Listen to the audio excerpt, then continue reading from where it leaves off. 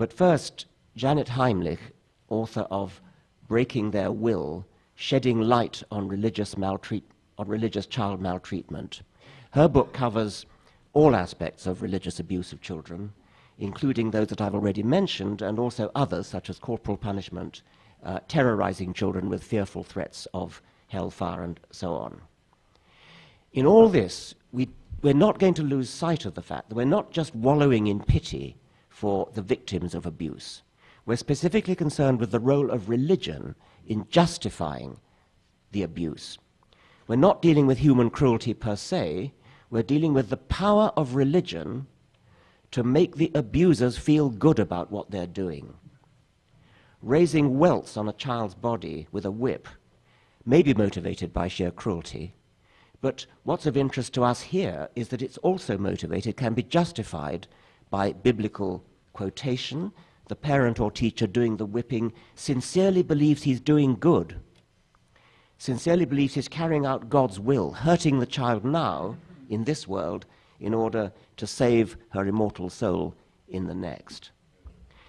Or you may give your child nightmares by telling her about boiling in a lake of fire, but you believe you're doing good because you're saving the child from the actuality of that lake of fire after she's dead.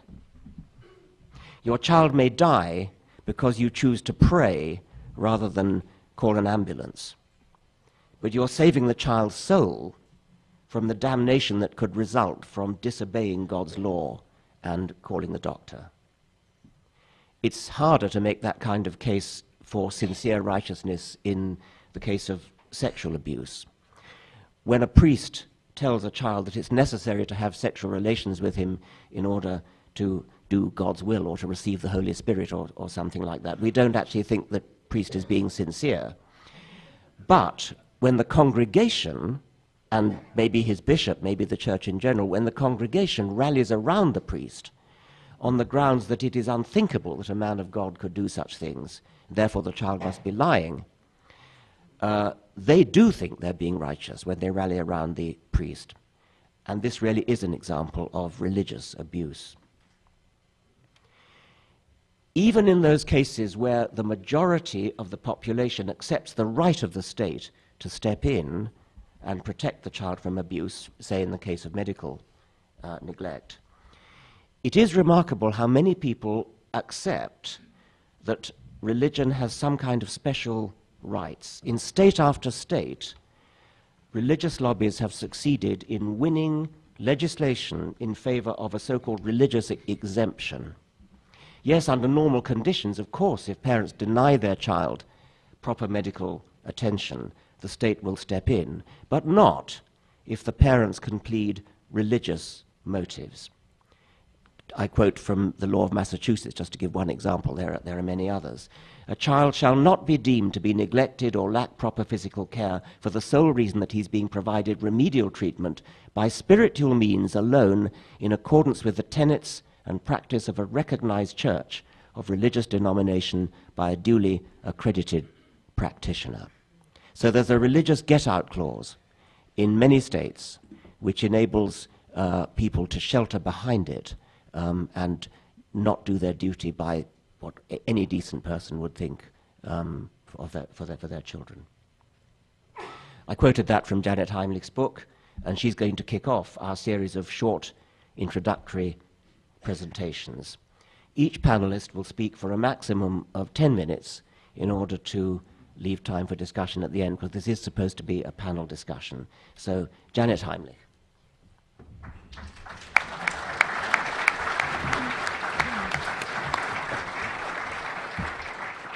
Thank you, Richard, and thank you all for coming and engaging in this conversation. This is a topic that has consumed the lives of a number of people up here, and we appreciate your interest. A lot of people ask me how I became interested in the topic of religious child maltreatment. It's a term that didn't exist when I started to look into it. In fact, I Googled that term, and only one item came up, which was something I had written. So I thought perhaps this is a topic that has not been widely discussed, and maybe we should talk about it. I did not come from a religious household. I understood that we were Jewish, but we had a Christmas tree every year, so that tells you how pious we were. So I myself was not a victim of religious child maltreatment, even though a number of people, will assume that I was, because I took an interest in it. I took an interest as a journalist, as a mother, and someone who cares about the rights of children. More specifically, what got me very much embroiled in this was when I was reading a series of news stories that revolved around high-profile events and crimes. In the spring and summer of 2008, I began to notice kind of one story after another that really drew my attention. The first was a front-page story in the New York Times about this girl. Madeline Newman, or Kara as she was called, died on March 23, 2008 of diabetes. She was 11 years old. Her parents were extremely religious, holding makeshift church services in their little coffee shop in Wisconsin. They were fervent believers in faith healing, and as such hadn't taken Kara to the doctor since she was 3 years old. And so her diabetes was never diagnosed. She suffered for weeks as her bodily organs deteriorated, and she entered into a diabetic coma. Her parents and others did nothing for her regarding medical care and instead simply prayed over her. Then about a month later, something else drew my attention. On April 3rd, 2008, hundreds of children who were living in the polygamous Mormon sect called the Church of Jesus Christ of Latter-day Saints were removed due to allegations that the sect was marrying off young girls to older men. In the end, 11 men were convicted and sent to prison, including the sect's leader, Warren Jeffs, mostly on charges of child sexual abuse. Unbelievably, all of those men and Jeffs still have custodial rights as parents of the dozens and dozens of children they have sired. And FLDS members continue to follow the edicts of Warren Jeffs. And I want to point out that, as Richard said, it is mostly true that child sexual abuse that occurs in religious, among the pious, is usually not does not have to do with doctrines per se. However, there have been some groups, and this is one of them, where they may not call it child sexual abuse, but the idea of actually marrying virgins, and lots of them, is part of their doctrine. After about a week, after the raid on the FLDS, my attention was drawn to this guy. In April of 2008, Pope Benedict XVI, known formally as Cardinal Joseph Ratzinger, visited the United States for the first time. Also for the first time, he publicly acknowledged the existence of the child sexual abuse scandal. At that point, it had been determined that there were 13,000 people who, as children, had been victimized by priests or other religious leaders, and the church was facing lawsuits totaling $2 billion. When talking to reporters on that visit, the Pope said, "It is difficult for me to understand how it was possible that priests betray in this way their mission." And I was thinking, it's difficult for the Pope to understand how these abuses could have occurred. Really? He oversaw, previously in his old job, the Office of the Doctrine of the Faith.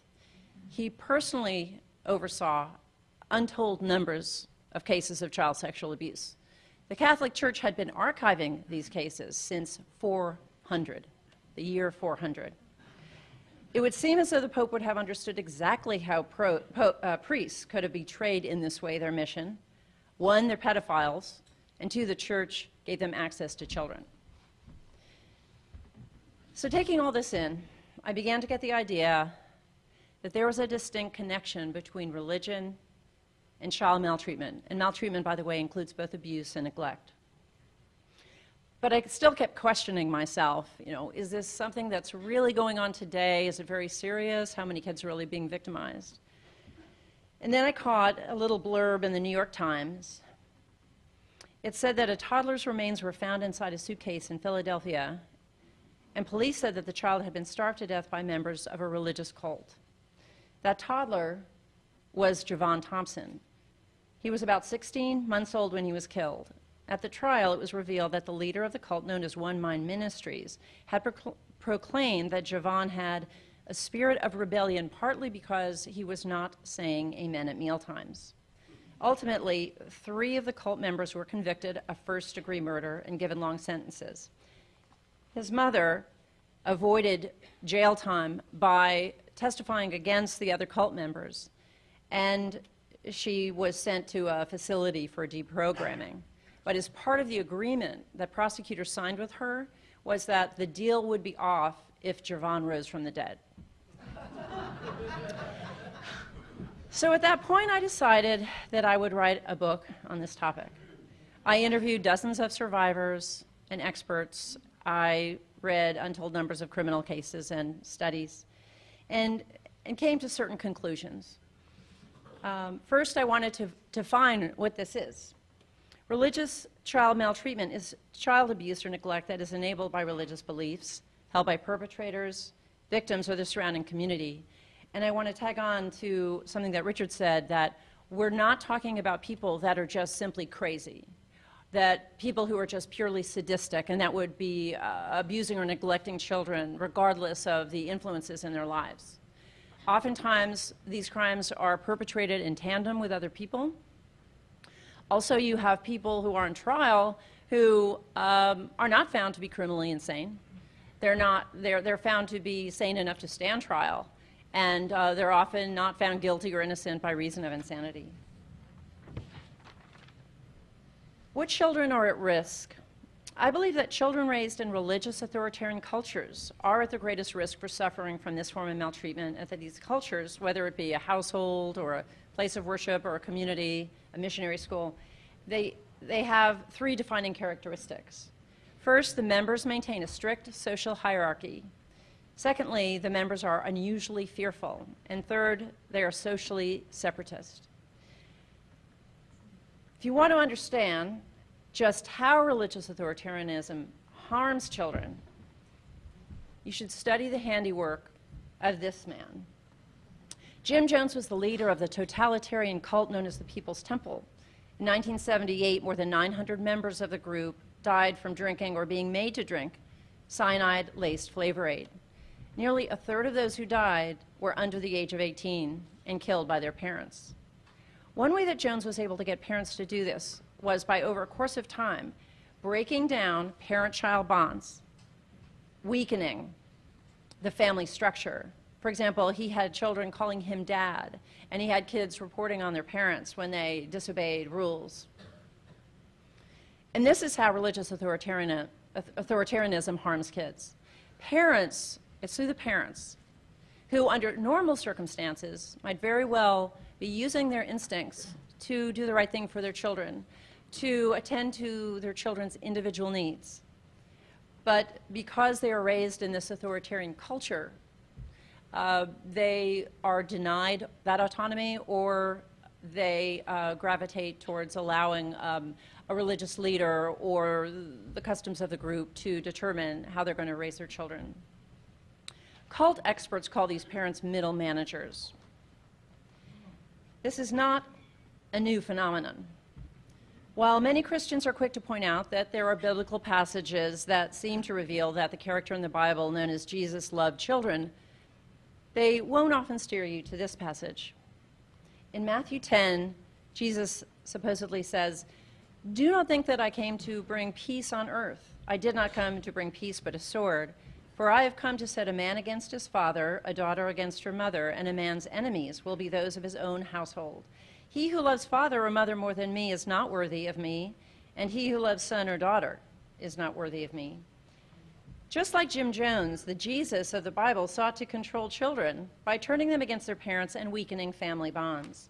And you can see the same phenomenon happening in just about every religious organization to some degree or another. The more authoritarian the culture is, the more harm they are going to do to families, and the more children will suffer. And while we're on the subject of parents being middle managers, I wanted to point out that they too have been acting as middle managers for a very long time. The Old Testament has numerous examples, but perhaps this story is the most extreme. I consider Abraham to be the ultimate middle manager parent. In Genesis 22, he thinks God tells him to sacrifice his son, and off he goes to slit Isaac's throat. So what can be done about this? My book contains numerous solutions, but I think the best people to appeal to are parents. I think with a little education, we can get parents to start questioning. Am I raising my child in a religious authoritarian culture? Is my child being exploited? Are they being made to go on protests or proselytize? Think about that the next time a Jehovah's Witness comes to your door with their children in tow.